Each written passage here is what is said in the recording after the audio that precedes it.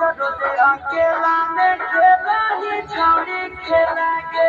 जनतई भैया मरतई बारी हो जइतई झमेला अब जो जग में अकेला में खेला ही छौरी खेला के जनतई भैया मरतई बारी हो जइतई